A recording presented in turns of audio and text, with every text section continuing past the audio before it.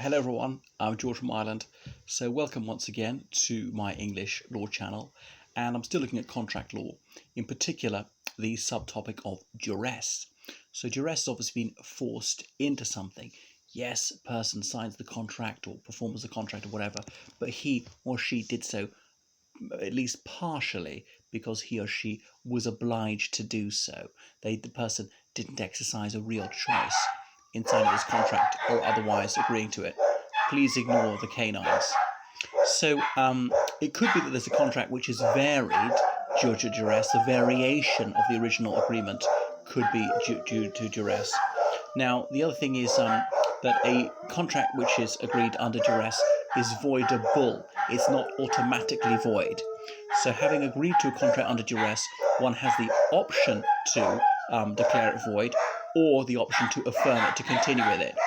Because even if you've been forced into this contract, you might later decide it's advantageous and you want to go ahead with it. Okay, so if you want to void it, we can say we're going to rescind it. That rescission means the contract no longer counts. So we're going to look at the effect of duress. So you first of all can have something which is under duress right from the word go. The contract will never have been formed but for the duress, or at least, forgive me, it doesn't have to be but for. There has to be at least one factor for the duress. It might be a genuinely attractive price you're offered, but duress is also one of the reasons you sign it, in which case the duress will still operate to make the contract voidable. Or it could be that you enter into an agreement completely freely, there's no duress at the beginning. Later on, the other party uses duress against you to effect a variation of the original agreement. You're agreeing to pay more than you originally agreed, or to receive fewer goods, or not quite so much service as you originally had agreed, and that variation could be at least partly consequence upon duress. Anyway, so you remember you have to prove that duress led to the variation of the contract, or indeed to the contract originally. Remember, duress doesn't have to be the only reason. It has to be at least one of the reasons that the contract was formed. So there are various different kinds of duress. There is duress to the person, as in you are threatened, or some force is actually used upon you, as in Barton against Armstrong in 1976. Or there could be duress to goods, such as in the Ciboen and the Ciboter, which is 1976 as well. It could be someone has possession of your belongings and refuses to release them. That could be duress to goods, for instance. It could be economic duress, again the same case, the Ciboen and the Ciboter, 1976. It could be, you're in a desperate situation, you really need cash flow, and they suddenly say, we're going to pay you less than originally agreed, and you're in such a bad situation, you say, okay, yes, because you urgently need some money coming into you. So this has to be more than the ordinary pressure you'd have in a business situation, because yes, in business you usually try to drive a hard bargain. You want to pay as little as you can get away with, or you want to be paid as much as you possibly can, things like that. Or indeed you want as much service, as high quality service as you can possibly get, or you want goods of the highest quality you can possibly get. All that is permissible. Duress is something more than that. So duress to the person could be when somebody signs a contract owing to threats against him, her, or indeed another person. So there's a test for causation here. So this duress to the person doesn't have to be the only reason for agreeing to the contract, but must be at least one of the reasons, as per Barton against Armstrong, 1976. So looking more at duress to goods, it could be unlawfully keeping a hold of somebody else's possessions. Kerr was the judge in the Ciboen and the Ciboter case in 1976, and he said, if I should be compelled to sign a contract under an imminent threat of having my house burnt down, I do not think the law should uphold that agreement. That's the end of the quotation. The test for this causation here is but for that duress to goods, then the contract would not have been made. So that's a stronger test, a higher bar to clear than for duress to person. It has to be the make or break of that contract. That's a sine qua non of the contract. Without that duress to goods, that the causation would not have been made. So notice that the courts will look more sympathetically upon those who suffered duress to person than those who suffered duress to goods. Okay, economic duress, and this doctrine has only been around since 1976. It's also the Cibone and the Sabotto. Sorry, do forgive the canines.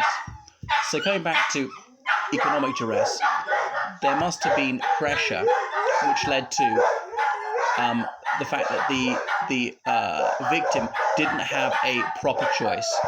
It must be an illegitimate pressure, not the ordinary commercial pressure that one usually experiences.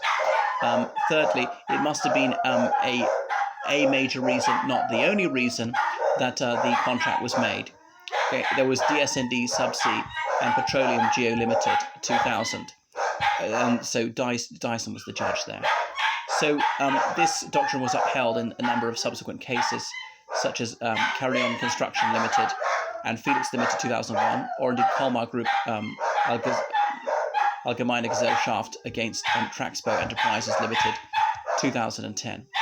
So remember, economic duress is saying the person didn't have an actual choice. So this was Judge Dyson again in that DSND Subsea case. So whether the victim had any realistic practical alternative but to submit. So that's the test there. There are other cases about it. B&S Contracts and Design Limited against Victor Green Publications Limited 1984, or indeed Atlas Express against Kafka Limited 1989. So economic duress, remember, it's about improper pressure. It's illegitimate. It's not the ordinary sort of pressure one would bring to bear in most business situations, or indeed a private contract between two ordinary people. So what are the factors which are taken into account when trying to decide whether the pressure was legitimate or not? Was there a threat and breach of contract? If yes, it's probably illegitimate. Was the pressure applied in good or bad faith? If it was in bad faith, it was probably legitimate.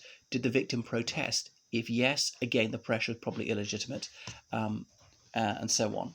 Did the victim affirm the contract when he had the chance? If yes, it was probably legitimate, not illegitimate pressure. Okay, so illegitimate pressure, as you threatened to break the contract unless this variation was agreed to. Atlas Express Limited and Kafka Limited 1989 is about that. So is that Carillon Construction Limited, or indeed B&S Contracts and Designs against Victor Green in 1984. So more about illegitimate pressure. If it was applied in bad faith. Examples was provided in bad faith, acting dishonestly. Here it's against the spirit of the law, if not the letter of the law. Carillon Construction Limited against Felix UK Limited. B&S Contracts and Design Limited against Victor Green Publications Limited again. A few more such cases, such as North Ocean Shipping against Hyundai, the Atlantic Baron, that's a shipping case. Or Universal Tank Ships Incorporated of Monrovia against International Transport Workers Federation, the Universal Sentinel, 1983. Again, that's a shipping case. A lot of ships are registered in Liberia because Liberia's got very lax shipping regulations and low charges, because it's a flag of convenience. You can register your ship in any jurisdiction with a littoral in the world. So Panama and Liberia register an awful lot of ships because of their very easy regulatory regime. Examples where there was good faith. DSND Subsea Limited against Petroleum Geo Services ASA 2000, or indeed CTN against Gallagher 1994. There's good faith. It was probably legitimate economic pressure. So talking about economic duress, where there was no illegitimate pressure, there was probably no duress, such as Alex Lobb against Total Oil 1983. So somebody has been foolish, he's agreed a bad deal to be paid too little, or he's agreed to pay too high a price. He's agreed to provide services that he can't properly provide, or items that he can't source, or he realizes those items are substandard, the things he's trying to sell, something like that. When you've been foolish and got yourself into a bad bargain, the courts are not going to allow you to get out of it by pleading duress when duress is not operative. So overwhelming pressure, but not duress, there is such a thing. That was decided in R against Attorney General of England and Wales in 2003. So economic duress, did the victim protest at the time of the supposed threat? It's Carillon Construction Limited against Felix UK Limited 2001. So if you're saying, no, this is unfair, this is in bad faith, this is improper pressure, it's duress, if you said that at the time and it's recorded, then your claim of duress will probably work in court. DSND Subsea Limited against Petroleum Geoservices ASA 2000 likewise. So economic duress, think of affirmation. So once the supposed victim of the duress had the chance to get out of it, did he do so? Okay, because remember, you must not sleep on your rights. You must get out of it as soon as you possibly can. The longer you leave it, the less convincing your claim of duress is. So if there's a lengthy delay, it will be held that the contract was affirmed. North Open Shipping Company Limited against Hyundai Construction Company. That's the Atlantic Baron, 1979. So you could have got out of it when the pressure was removed. You didn't.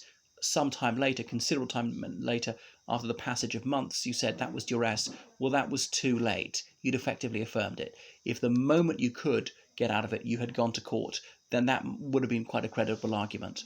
Now, contrast that with immediate action to avoid the duress, Atlantic Express Limited and CAFCO Limited, 1989, or indeed BNS Contracts and Design against Victor Green, 1984.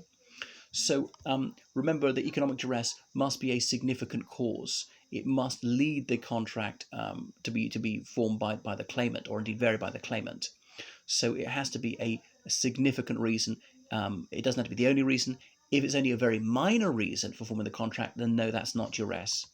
Okay, as in Huyton SA against Peter Kremer, the but-for test there. Okay, so let's look at this about contract variation of existing contracts when one agrees to pay more than was originally contracted for. So supposing the first party agrees to pay the second party extra money to perform a pre-existing obligation, then such contractual variation shall be unenforceable as per Stilk against Myrick, that early 19th century shipping case where they were sailing somewhere. I think they had paid a certain amount to sail from one port to the other and back again, but at the second port, some sailors deserted. So sailors said, well, we want more money to sail back. The captain was desperate. He couldn't man the ship without them, so he agreed to pay more, and all these sailors were performing their extant obligation to continue sailing, which they did. They got to the home port and demanded the additional monies, which had been promised to them. But the captain of the ship said, well, this was economic duress. I had no option open to me but to agree this, otherwise the ship couldn't sail. So the court held, no, that's economic duress. If we allowed this, then sailors could always do that. If the other sailors died or deserted or whatever, they could say, well, we want more money. And what's the captain to do? He's stuck. He wouldn't have enough sailors. They'd all jump ship at the next port. So now this promise to be paid more for an extant obligation shall only be binding if the party, the promisee, is again had to do more than was originally agreed. So A's promise is enforceable, as in Hartley and Ponsonby, if he takes on additional duties, does something more dangerous, or is promoted to a more responsible position, does something more demanding, then yes, that promise is enforceable. If he's doing no more than he was previously contracted to do, then that's not allowed. Okay, so we've got to wonder whether Williams against Roffey Brothers can be applied to enforce this promise. That sort of promissory estoppel shan't go down that rabbit hole right now. So Lord Justice Glidewell, he sat on Williams against Roffey Brothers, the carpenters making some house habitable in about 1991. There was an existing contract between the parties. A party has a reason to believe, through no fault of his own, he's unable to perform the contract, especially perform it on schedule. Therefore, to complete this, he will need more money, more materials, or even more salary. So one party says to the other, okay, I will pay you more than originally agreed in order to perform your existing obligations, and there can be a performance interest in making sure that the contract is completed by the promisor, especially completed on time. So the promise to pay must not be through duress. There must be no fraud on behalf of the promisee. Okay, in this case, the carpenters, they weren't lying when they said they suddenly encountered a problem and through no default of their own would be unable to perform the contract by the deadline. So we got to see that there's no issue to do with duress. The promises were freely given. Okay, and in that case, the promise is enforceable. However, the promise will be unenforceable if there's economic duress, as in Stilk and Myrick. If you don't pay us more to perform our extant obligation, then we're going to desert. and you won't be able to sail the ship because there's a bare minimum number of sailors you need in the crew. So let's continue looking at variation of promises. How do we demonstrate that economic duress actually exists? So look at Judge Dyson's the criteria that he propounded in DS&D Subsea against Petroleum Geoservices ASA. Are these applicable in the situation that you're scrutinizing? So this is what Lord Justice Dyson had to say. The ingredients of actionable duress are that there must be pressure. He goes on, whose practical effect is that there is compulsion on or a lack of practical choice for the victim. He continues, it must be illegitimate, right? The pressure must be illegitimate. And he goes on, which is a significant cause in inducing the claimant to enter the contract, right? So it doesn't have to be the only cause, but it don't have to be the main cause, doesn't have to be the main cause, but at least significant. It can't be teensy. And so what's the outcome of that? If the victim had no practical choice, if the pressure was illegitimate, and if thirdly, this was at least a significant cause in leading to someone to enter the contract or to vary the contract, in that case, the contract is voidable. It's not automatically void, but it's voidable at the option of the victim of the illegitimate pressure. So that's just a little bit about duress in contracts. Toodaloo.